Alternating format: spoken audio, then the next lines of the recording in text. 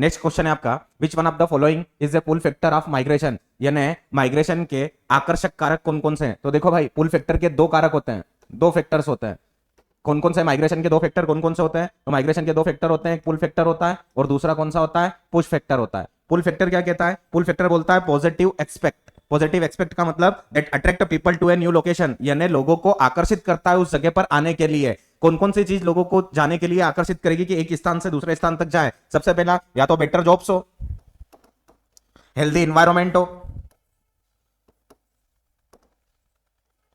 ये वो कारक है जो आपको क्या करेंगे? आपको अट्रैक्ट करते हैं, आपको आकर्षित करते हैं। नाइस एनवायरमेंट हुआ, सेफ्टी पर्पस जहां पर ज्यादा हो। पुश फैक्टर वो होंगे जो आपको क्या करेंगे? उस जगह से मूव ऑन करवाएंगे, किस जगह पर, जिस जगह आप अट्रैक्ट हो रहे हो। मतलब पुश फैक्टर वो फैक्टर है जो आपको क्या कर रहे हैं? उस जगह से, उस लोकेशन से धकेल रहे हैं। जैसे example, unemployment, poor leaving condition.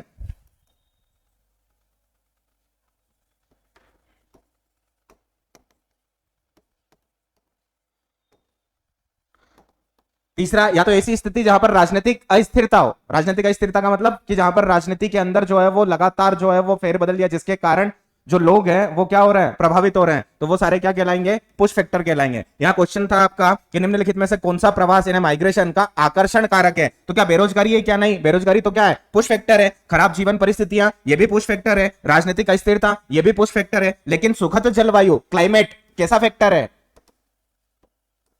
पुल फैक्टर है। बताया ना, चीनी यात्री जो है वो फाइयन ने बताया है कि जो मध्य प्रदेश की जलवायु है वो कैसी जलवायु है? सर्वश्रेष्ठ जलवायु है। ना तो गर्मी में अत्यधिक गर्मी गिरेगी, नहीं ठंड में अत्यधिक ठंड गिरेगी। तो ह्यूमन हैबिटेट्स के लिए सर्वाधिक अनुकूल या एडोप्टेबल जो एनवायरमेंट है वो आपको, तो वो सब किस फैक्टर में आएंगे? पुल फैक्टर में आएंगे। ये जो क्वेश्चन है आपका, ये सीयूटी एग्जाम में आया हुआ क्वेश्चन है।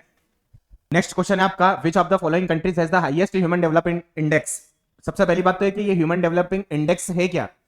ह्यूमन डेवलपिंग इंडेक्स की जो रिपोर्ट जारी करता है या रिपोर्ट पब्लिश्ड बाय, वो किसके द्वारा होती है? तो यूएनडीपी के द्वारा होती है। ये यूएनडीपी क्या है? यूनाइटेड नेशन डेवलपमेंट प्रोग्राम है। ये यूएनडीपी की स्थापना हुई थी 22 नवंबर 1965 को। इसका मुख्यालय या हेडक्वार्टर कहां है? तो यूएनडीपी का जो मुख्यालय है वो है न्यूयॉर्क में। ये क्वेश्चन सीधे सीधे आपसे पूछे जाते हैं। आपसे जो क्वेश्चन पूछा गया है कि किस देश का मानव विकास सूचकांक सबसे अधिक है, तो जो आपको ऑप्शन में दे रखे हैं उस हिसाब से आंसर आना चाहिए स्विट्जरलैंड। लेकिन अभी यूएनडीपी ने 2025 की यानी 2025 की अपनी नई रिपोर्ट जारी कर दी है, और इस रिपोर्ट के अनुसार जो कंट्री सबसे पहले नंबर पर है उसका नाम है आइसलैंड। आइसलैंड का जो स्कोर है वो 0.972। दूसरे नंबर पर आता है, सेकंड नंबर पर आता है नॉर्वे। नॉर्वे का जो स्कोर है 0.970। थर्ड नंबर पर आता है स्विट्जरलैंड, इसका स्कोर है 0.970। ठीक है, उसके बाद फोर्थ नंबर पर आता है डेनमार्क,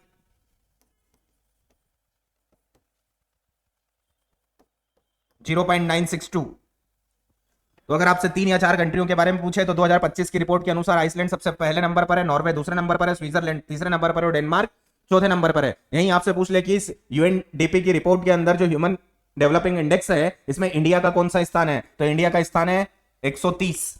कौन सा स्थान है भारत का? 130वें नंबर पर है, और इसका स्कोर कितना है? 0.685। अगर पूछ ले ह्यूमन डेवलपिंग इंडेक्स की रिपोर्ट में सबसे लास्ट नंबर पर कौन सी कंट्री है, तो 193 नंबर पर जो कंट्री है 0.388 स्कोर के साथ, उसका नाम है साउथ सुडान, दक्षिणी सुडान। ये वो प्रश्न है बेटा जो सीयूटी में पहले पूछे गए हैं या यहां से लगातार क्वेश्चन पूछे जाते हैं। तो ऐसा नहीं है कि आपसे हर बार यही पूछेगा कि किस देश का सबसे अधिक स्थान है। इंडिया का पूछ सकता है, सबसे कम नंबर पर कौन है, ये रिपोर्ट जारी कौन करता है, इसका हेडक्वार्टर कहां है, इसकी स्थापना कब हुई है, यहां से आपसे क्वेश्चन पूछे जाते हैं। नेक्स्ट क्वेश्चन है, add value to natural resources by transforming raw material into valuable product, यानी कौन कच्चे माल को मूल्यवान उत्पादों में बदलने वाली गतिविधियां कहलाती है। क्या कर दिया आपने? वैल्यू एडिशन कर दिया है। वैल्यू एडिशन किसमें होगा? सबसे पहले नंबर पर। भाई अगर हम इनको देखा जाए, इन एक्टिविटीज को देखा जाए, तो टोटल एक्टिविटीज कितनी है? 5 है। प्राथमिक, द्वितीयक, तृतीयक, चतुर्थक और पंचम।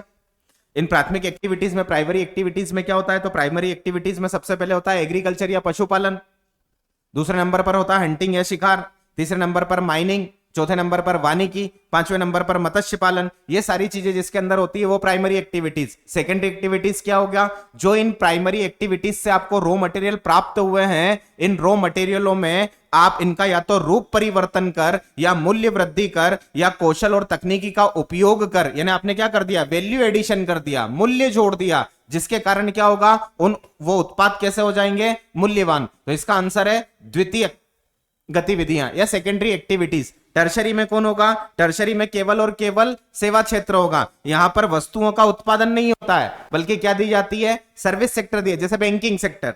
तो बैंकिंग एक प्रकार का सेवा क्षेत्र है। चतुर्थक सेक्टर में कौन आएंगे, ये सबके सब जो है वो सूचना पर आधारित सेवाएं होती है।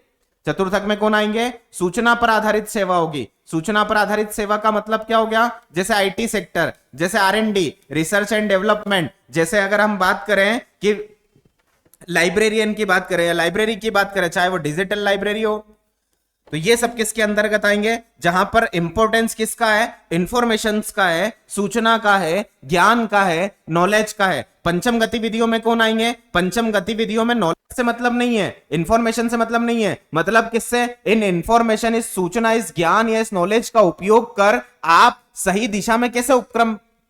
ये चतुर्थक एक्टिविटीज का भी एक अपडेट लेवल है। जैसे अगर मैं बात करूं, आप जो है किसी कंपनी के सीईओ की बात की जाए तो वो पंचम एक्टिविटी के अंतर्गत आते हैं। अगर किसी वैज्ञानिक की बात की जाए, किसी साइंटिस्ट की बात की जाए, तो ये पंचम एक्टिविटीज के अंतर्गत आते हैं। वैसे लोग जो सरकारी नीतियों का निर्माण करते हैं, गवर्नमेंट के लिए पॉलिसीज बनाते हैं, नीतियां बनाते हैं, वो भी किस एक्टिविटी में आएंगे, पंचम एक्टिविटी में आएंगे। और इन्हीं को गोल्ड कॉलर श्रमिक बोला जाता है।